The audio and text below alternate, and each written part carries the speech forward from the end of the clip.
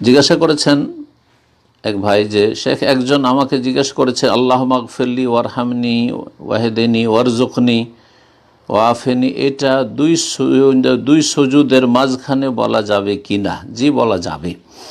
আমি খুঁজে কাছাকাছি কিছু সহিহ হাদিস পেয়েছি যেখানে এই কথাগুলোর সাথে আরও কথা জড়িত আছে, যেমন আল্লাহ মাগফিরলি ওয়ারহামনি ওয়াজবুরনি ওয়াহেদিনী ওয়ারজুকনি। জি, কিন্তু ওই নির্দিষ্ট বাক্য কোনো হাদিসে পাইনি, এটা কি বলা যাবে?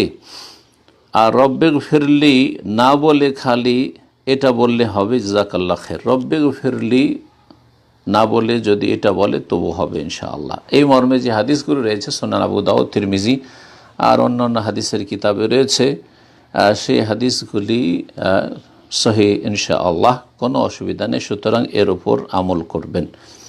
এই হাদিসগুলি দুই একটি আপনাদেরকে শোনাই। আব্দুল্লাহ বিন আব্বাস রাদিয়াল্লাহু তাআলা আনহুমা থেকে বর্ণিত, তিনি বলছেন যে আন্না নবী সাল্লাল্লাহু আলাইহি ওয়াসাল্লাম কানা ইয়াকুলু বাইনা সাজদাতে, নবী সাল্লাল্লাহু আলাইহি দুই সিজদার মাঝে বলতেন আল্লাহুম্মা মাগফিরলি ওয়ারহামনি ওয়াজবুরনি ওয়াহদিনি ওয়ারজুকনি।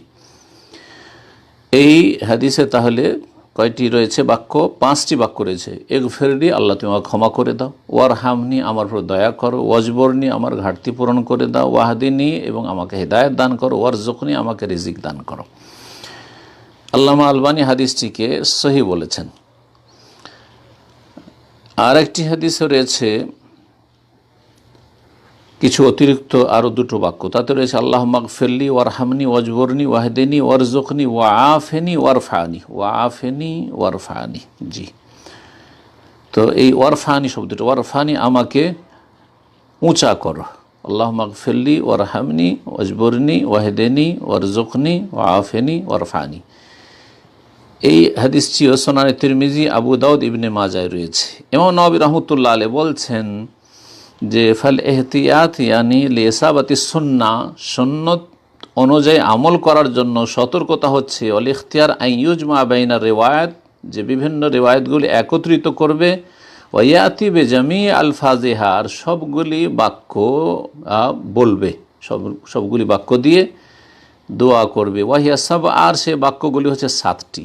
এই 7টি বাক্য যা বললাম, এইভাবে আল্লামা আলবানী রাহমাহুল্লাহ সিফাতুস সালাতিন নবী রাসূলুল্লাহ সাল্লাল্লাহু আলাইহি সাল্লামের সিফাত, যে সিফাতুস সালাহ বা রাসূলুল্লাহ সালাতের বিবরণ বা পদ্ধতি, যে কিতাবটি তার রয়েছে প্রসিদ্ধ কিতাব, তাতে তিনি বর্ণনা করেছেন।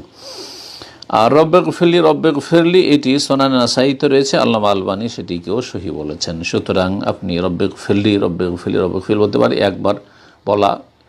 ইমাম আহমদ বিন হাম্বলের কাছে ওয়াজিব, বা হাম্বলি মজহাবে প্রসিদ্ধ হচ্ছে যে ওয়াজিব, বাকি অধিকাংশ আইম্মা কেরামদের নিকট দুই সিজদার মাঝের দোয়া হচ্ছে সুন্নাত।